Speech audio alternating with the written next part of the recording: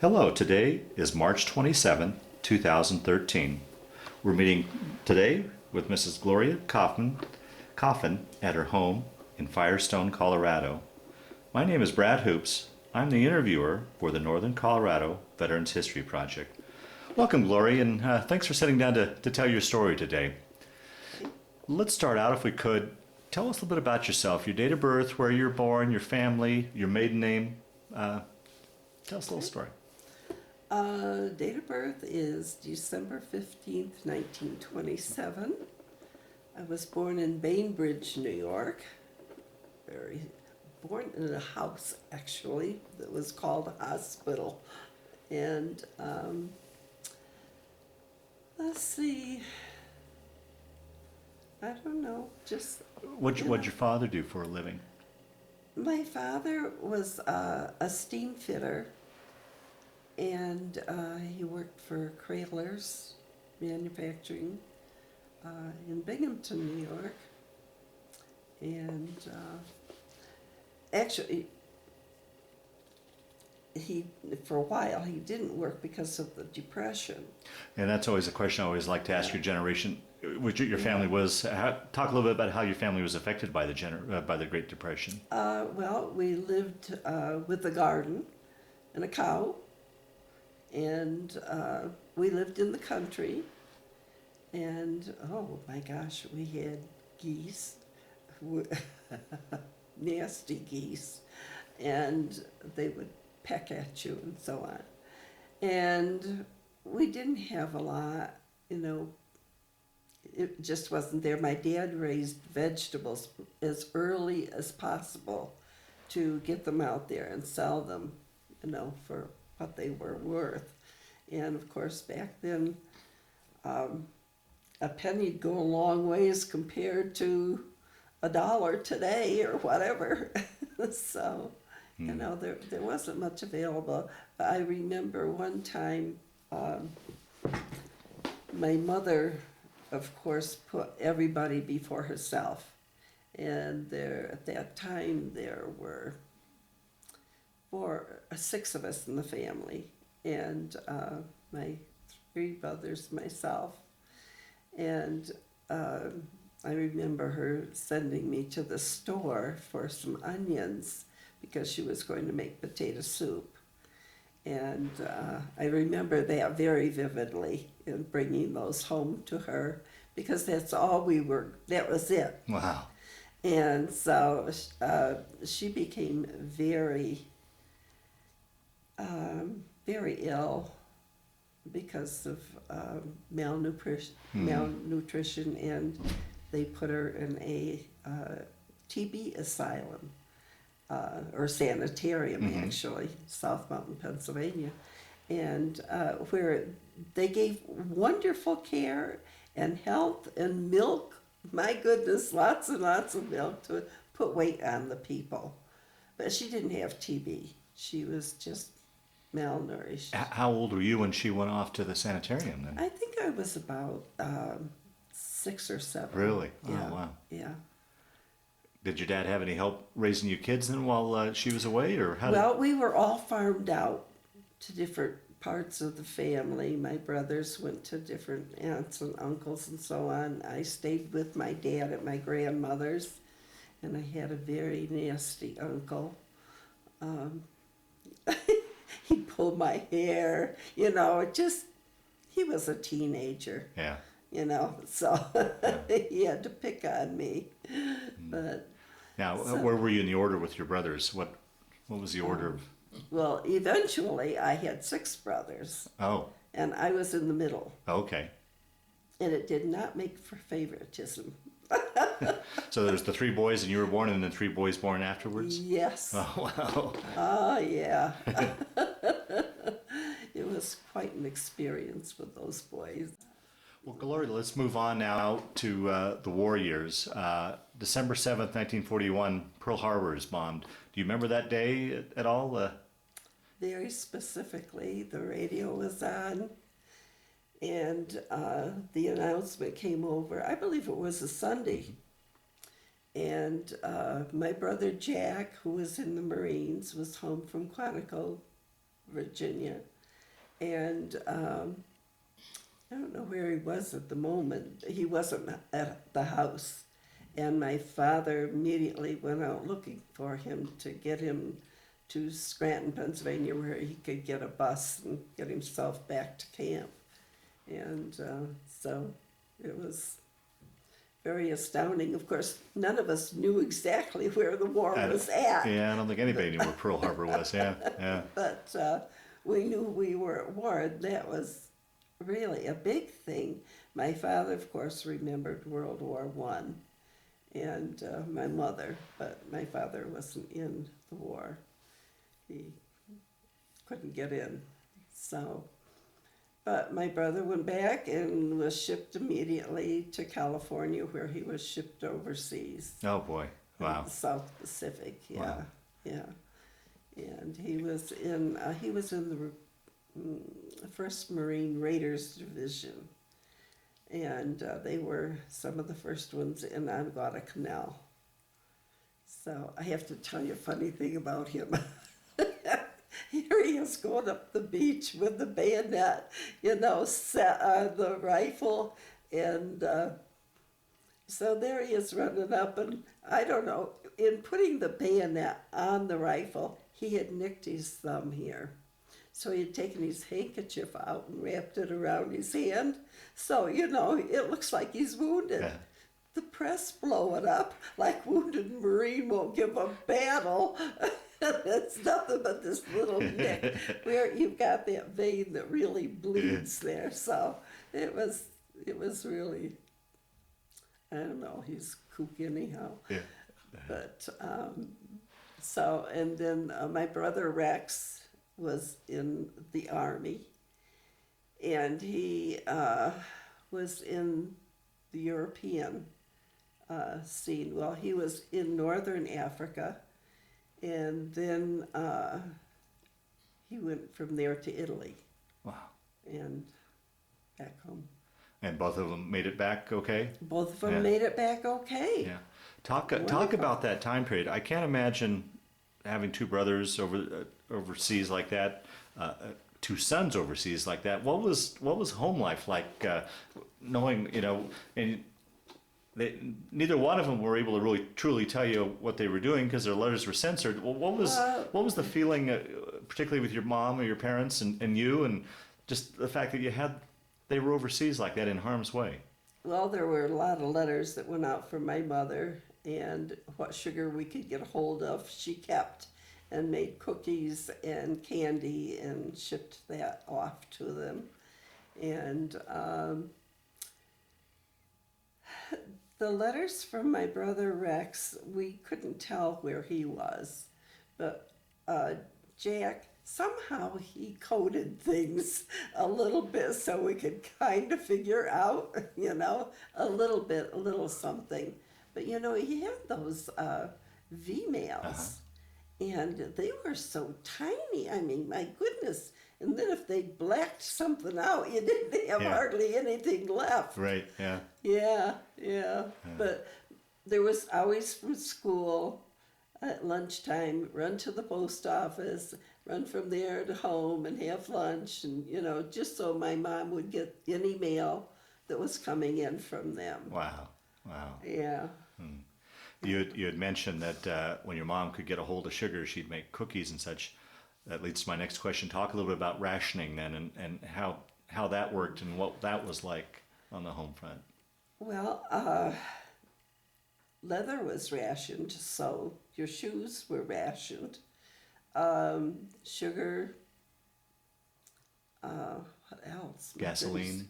Yes, gasoline was a big thing, and of course my dad having to travel back and forth to work, but once in a while, I think twice during the war, we did take a trip to Canada to fish.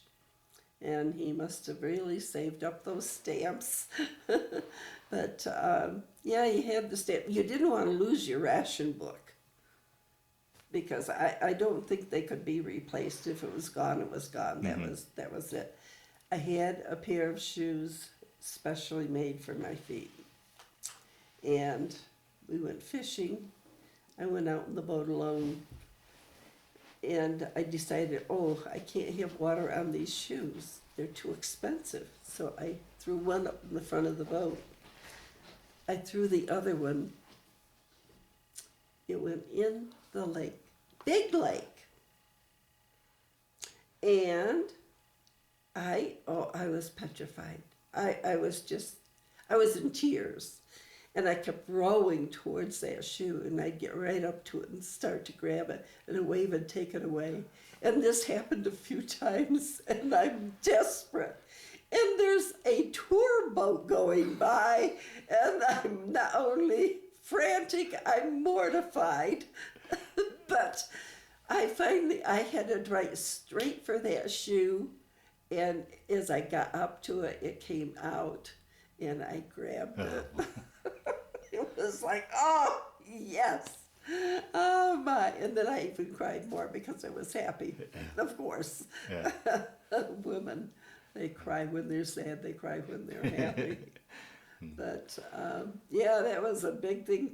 I didn't go out there for fish or anything, just to, just go out on the lake. Yeah, yeah. But those were good times up there. And we even took one of my brother's girlfriends with us once. And so he never married her, but anyhow, it was his girlfriend at the time.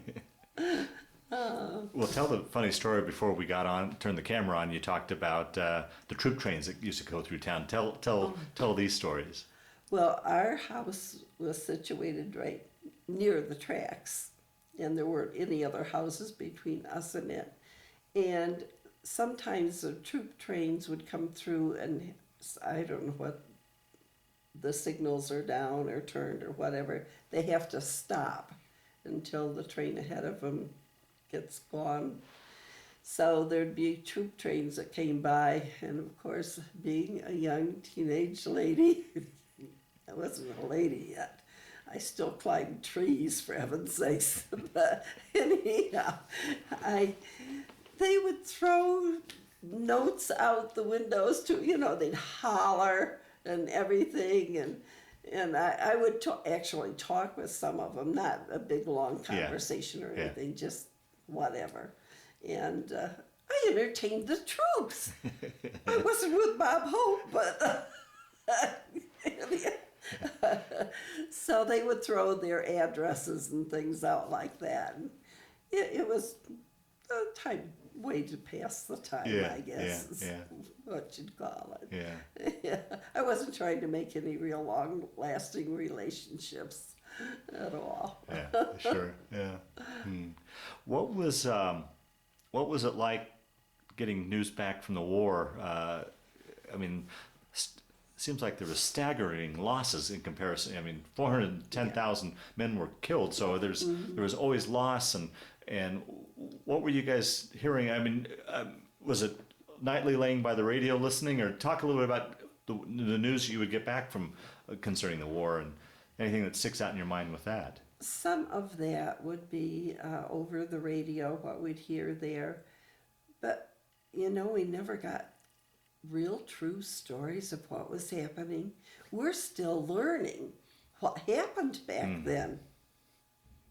So much was kept from us. And maybe they thought we couldn't take it, I don't know. Yeah. But the radio and newsreels. Oh, right, yeah. Newsreels were a big thing. Explain to those that will watch this tape what a newsreel was and where you saw that. Well, when you go to the movies, before the movies started, they would have the cartoons, and then they'd have quite a lengthy newsreel, and it would give pictures of the war and things happening in different areas, fronts that was taking place. And that's what a newsreel is it's the news on the movie. Okay. Huh. So it's like we get news here, at 4 o'clock, 6 o'clock, whatever. And that was every time before you'd see the movie.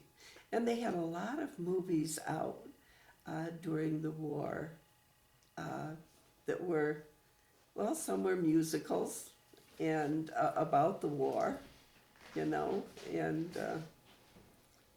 so it was informative, and yet it was good to go and be entertained by the movie Yeah, yeah. itself.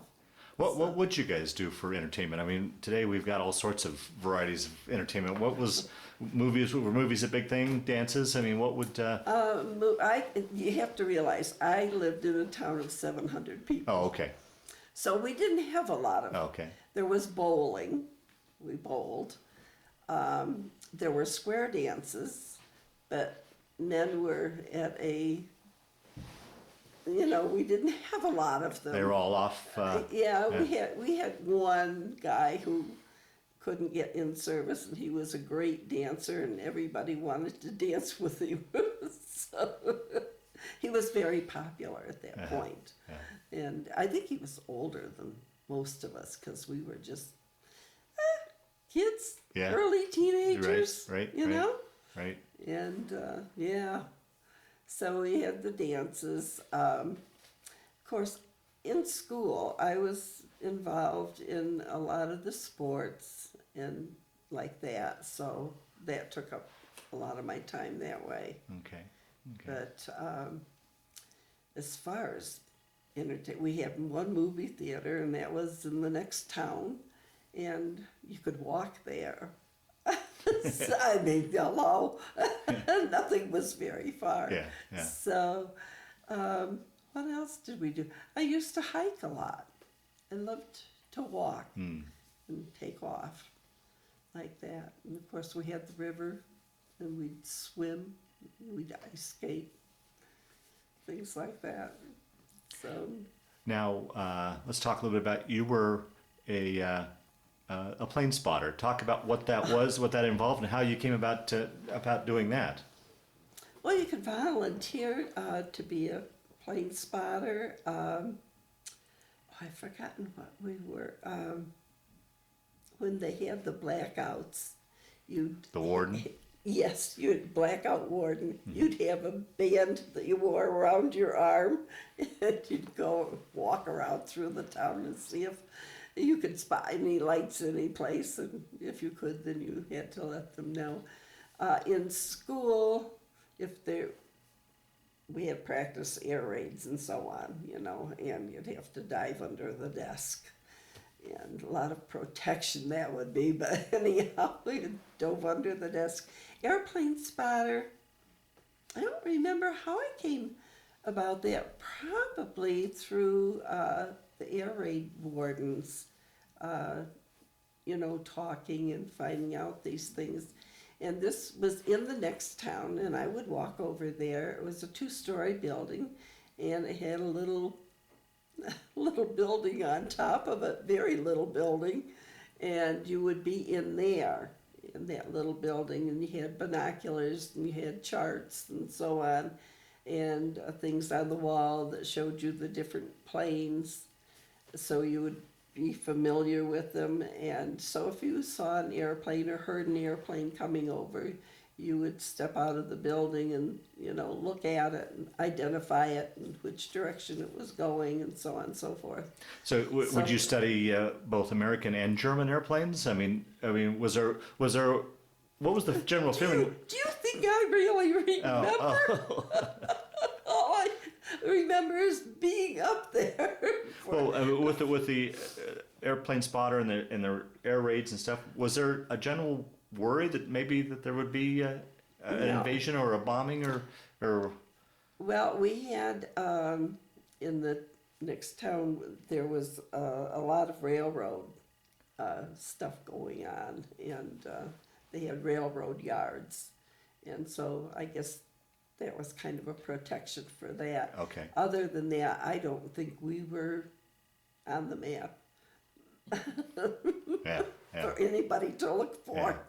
Yeah. But you don't remember any feelings of being worried about. No, and we did have the bridge that, you know, connected the two towns, which was a direct route from up in New York State down through Pennsylvania. So that was possibly a concern there, that the bridge would be blown out. Okay. Yeah. All right. So, Well, we'll get here to the tail end of the war now. Do you remember VE Day when that was announced? Was there any sort of celebration there in town? Or VJ, and then VJ Day 3 or 4 months later when the war ended? Do you remember? just just um, just being real happy and very, very relieved and wondering, when the guys would be coming home. Man, particularly your Yeah. brothers. Yeah. Yeah, absolutely. Yeah, my brothers. Yeah, I had those two brothers that were in World War II. And then I had one, my brother Jim, a little bit younger than I, that was in Vietnam? Korea. Korea. And then my brother Ed was in Vietnam. Wow. And my brother Ed retired from the Marines. Excuse me. Do you remember when your brothers came back, got home? That homecoming when they both arrived back? Oh, gosh. Well, I think my brother Jack stayed in California, met a girl, and got married. And then he came home with the new bride. And my brother Rex, he came home and he got married, a girl in another town right close by. And they just settled into life, Yeah. Could you see Could you see a difference from the brothers that went off to war to the brothers that came back? Was there much of a difference in them, or were, as far as?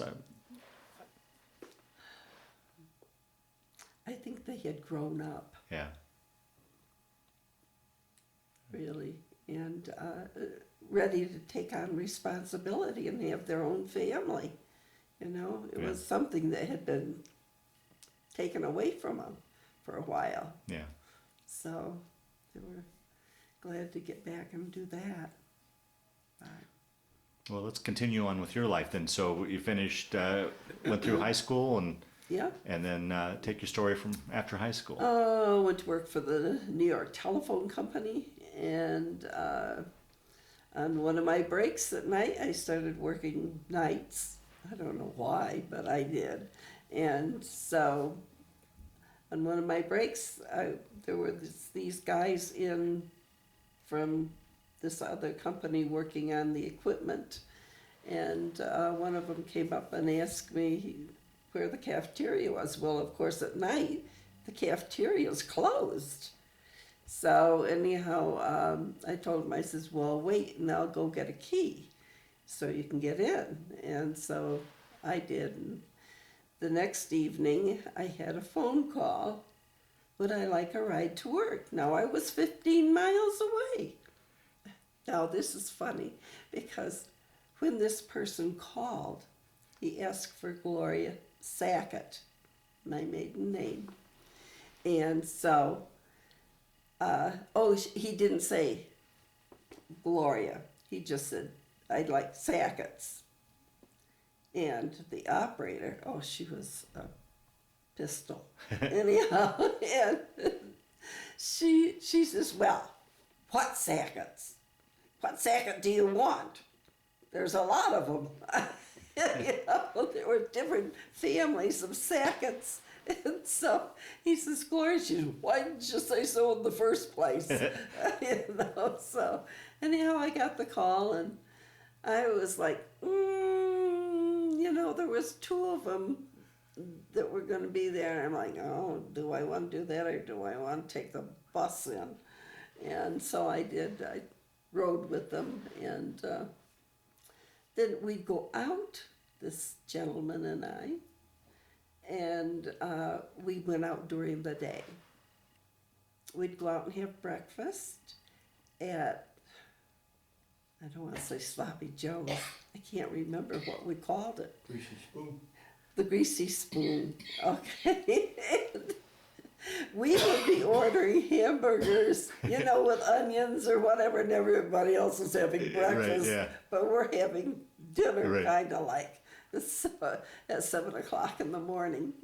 And then we'd some days go out to a lake and go swimming for all day, and then come back and go to work at night. I guess that's better than staying up all night and drinking Yeah. and going to work the next day. By definition, it was. And actually, Chuck and I knew each other only 3 months and decided to tie the knot and get married. I'll be darned. Oh, I'm being corrected. Somebody's saying 4 months. So, anyhow, it's lasted 65 years. Yeah. Yeah. So, Yeah. 4 children, 2 grandchildren, 2 great-grandchildren, from what Chuck said. oh, yes. Yeah. Yes, we're really blessed. Yeah. Wow. Really blessed. Yeah. Oh, I could go on about those great grandchildren. One turns 7 in just a couple days from now. Yeah. That's amazing. To me, it's amazing Yeah. to have a great grandchild that's going to be 7. Yeah. And it's, my goodness. Yeah. Well, Gloria, we'll start to wind down this interview. Is there anything that I didn't ask you that you wanted to talk about, or any other stories that have kind of floated to the top you wanted to talk about? And Chuck, pipe in if there's anything she left out that a story you wanted to tell. When you were on the rationing, What's that? ration books, Oh, wonderful. Yeah. Yeah. Yeah, we have the ration books. I've got some other We've things I we've found. kept a bunch of stuff. That's from his family, though. Yeah. How do you want to handle it? Oh, well, we'll film that after here. Okay. Yeah. But anything else we left out that to complete the story, and anything you Oh, think? I have my brother Jack. His picture was on the front page of the front flyleaf of Guadalcanal Diary. That famous Oh, is picture. it? Yeah. The Uh-huh. famous picture, yes. And then I have portions of a book about Tarawa, of where he was also, and it's written in there to Mom and Dad and something or other, and love Jack. Wow. And so I have a little bit of information, Yeah. Yeah. you know, and I know his war was tough. Yeah. And my brother Rex, for a while, lived in a cave in Africa, North Africa. So, and I've forgotten which country. I want to say Libya, but Yeah. so. Well, very good. I appreciate you sitting down today and telling us a little bit about what the home front was like during the war. It's Well- it was actually another front that helped win the war. The home front was very instrumental in the winning of the war. So it's good to get a perspective from the home front. I didn't have a lot to do with the war, but, Yeah. you know, we lived through it. Yeah. Right. And like I say, we didn't get all the information that's coming out today. Yeah. Yeah. Yeah. And something, you know, the guys then didn't get home on leave very often. You went off to war, you were off to war. Today, 6 months goes by, maybe they're home, even from overseas. Well, And- that and the fact that they can climb on a cell phone Well, or a that's computer, right. whereas Talk, yeah. whereas back then you got a letter You got once a a month email. yeah. Yeah, it was, yeah, and I mean, when you took letters that were mailed out or packages and how long it took for them to get them, because the address you had, you know, they might, I'm sure they would have gone from there to someplace else by then anyhow. Yeah. So it took a long time for things to catch up. Tell them about the troop trains. Yeah. Yes. My contribution to the war. Your personal USO tour right there. Yes, right there. Yeah. Oh dear, I want you to know I was not in a bathing suit or anything like that out there. Okay. Well, thanks again, Gloria, for sitting down and telling your story. Yeah, you're welcome.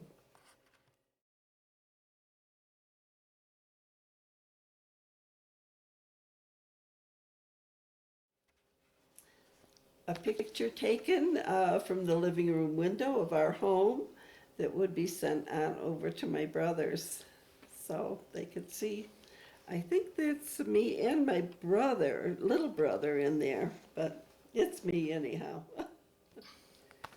Here's a picture. We wanted the guys to know how deep the snow was and how cold it was out there.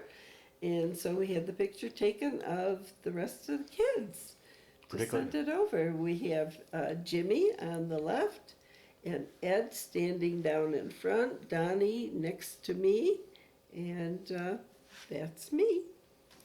I bet Jack particularly enjoyed that story. He's over in the steamy jungles, and Yes, I'm sure.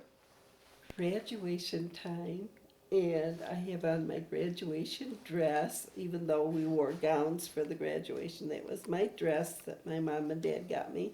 And that's my grandfather, what year did you Yeah. graduate from high school? 1946. 86. And my grandfather was a great guy, a lot of fun. I loved him. So, a picture taken with him. Yes, there I am sunning and pretending I'm a bathing beauty, which I wasn't. But you can see here's the beauty in the foreground, and then there's the railroad tracks in the background. But I never looked like that when the troop trains went by. Well, it's understandable why the troops hooped and hollered and threw addresses out at you. There is the very sophisticated woman. Always looked older than I was. And Chuck fell for it. Here I am, 19, a working woman, and soon to get married. Yeah. Very good. This is a picture of my brother Jack in battle in Guadalcanal. And this picture was put into the Binghamton Press in Binghamton, New York. And my mother recognized my brother. And so we got that picture I'll be from him. These are war ration books. My folks had to have them for gasoline, butter, shoes, sugar, whatever. And when you went into the gas station, you opened it up, tore off a stamp, and that got you a gallon of gas. Oh, wow. Or maybe it got you a pound of sugar. Or maybe it got you a couple pounds of butter or something like that. Yeah. But that's what they used, and they had to present those. By the way, when I came home on leave, I had the one leave in 1944, 20 days. I was given 1 gallon of gas for every day's leave I had, and I presented those 20 gallons of ration stamps to my dad when I got home, and he was tickled to death Wow. because I was able to provide 20 gallons of gas so I could drive his car.